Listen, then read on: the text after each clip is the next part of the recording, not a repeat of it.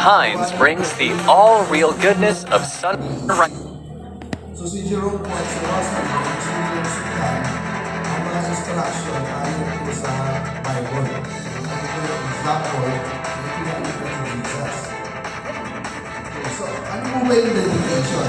Ang sabi dito po, ito po ay setting apart ng ating mga anak to God. This means that the parents are allowing God to freely direct the child's path for God's will and His purpose.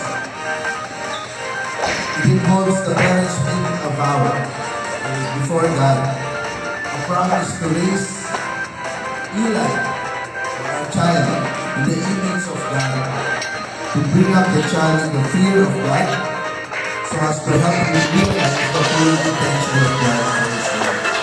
Ang sabi po, ang galing ng mga magulang,